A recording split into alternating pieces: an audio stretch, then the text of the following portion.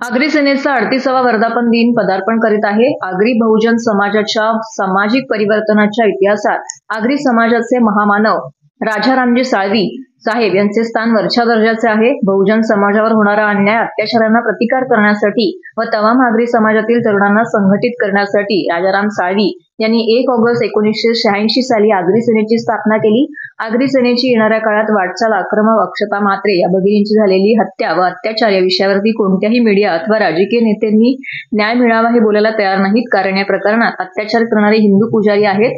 तर दुसरीकडे यशस्वी शिंदे या भगिनींची झालेली हत्येच्या प्रकरणात एक मुस्लिम समाजातील युवक समाविष्ट आहे. हे कळताच मतांचे राजकारण करत लव्ह जिहाद सारखा विषय पुढे आणून राजकीय नेते व मीडिया आरडाओरडा करू लागलाय. आम्ही एकच सांगू की प्रशासनाने मतांचे राजकारण सोडून अत्याचार करणाऱ्या कोणत्याही धर्माचा आहे हे न बघता आमच्या या दोन्ही भगिनींना लवकरात लवकर न्याय मिळवून या नराधमांना फाशीची शिक्षा व्हावी यासाठी प्रयत्न करावे. आगरी समाजाचे आमदार विश्वनाथ भोईर यांनी केलेल्या मागणीनुसार आगरी कोळी समाजाचा विकास साधता यावा याकरिता आगरी कोळी महामंडळ स्थापन करावे. यामुळे समाजातील वंचित असलेल्या घटकाला विकासासाठी योग्य निधी उपलब्ध होऊन समाजाचा सर्वांगीण विकास साधता येईल.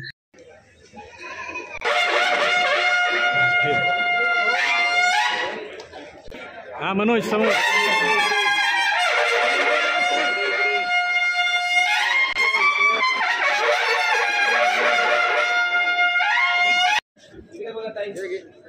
ओके तो मित्रा गणेश 150 लोकांची फॅमिली महिला चालवतात एक रिसॉर्ट आणि मागे मागे तर लोकांना न्याय मिळेल. परत आगरीच्या रस्त्यावर उतरणार आणि त्यांना तिकडे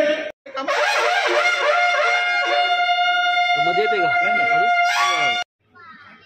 कारण कारखानदारी तर बंद होत चाललेले आली, MIDC आली, सगळे आमच्यासाठी आपल्याला लढायचं.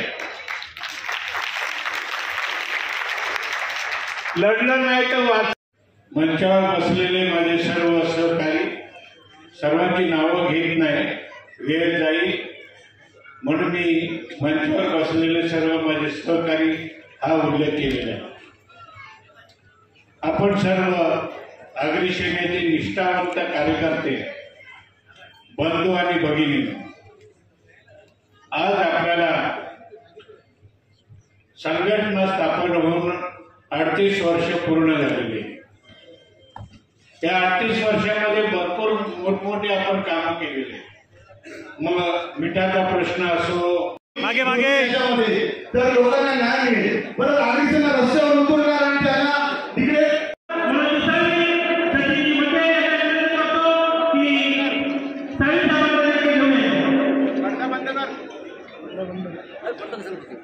अरे राहू दे ना.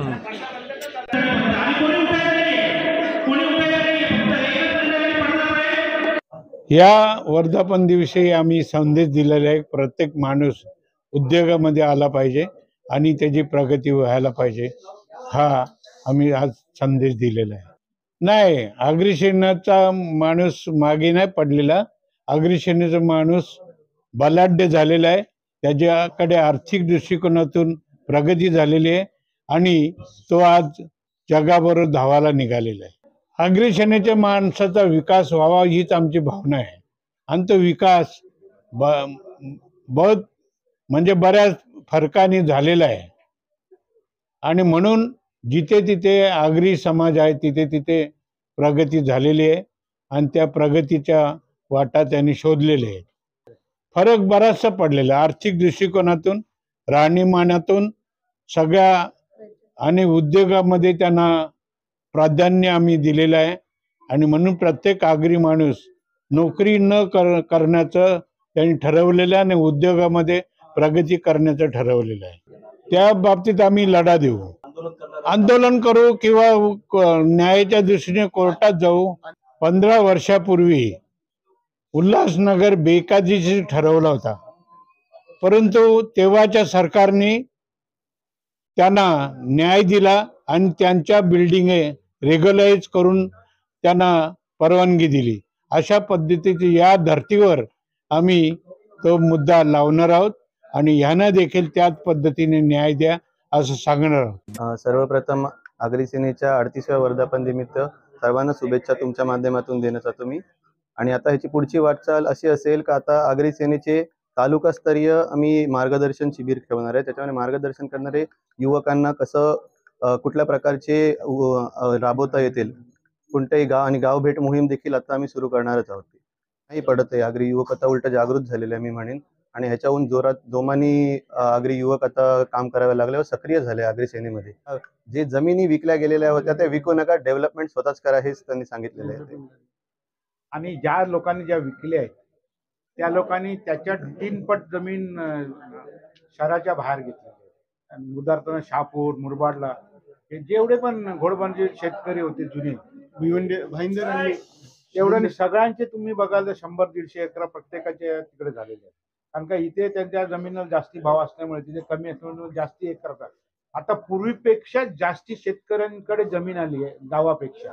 कारण का व्हॅल्युएशन ऑफ लँड इकडच्या आणि तिकडच्या व्हॅल्युएशन मध्ये जास्त भरपूर फरक आहे. आणि त्याच्यामुळे जास्तीत जास्त जमीन इकडची जमीन विकून लोकांनी फार्म हाऊस बांधले, काही बरेच रिसॉर्ट बांधायला घेतलेत, काही वॉटर पार्क बांधायला घेतलेत. वीकेंडचे जे पण बिझनेस आहेत ते आता आमचे लोक तिथे चालू केले.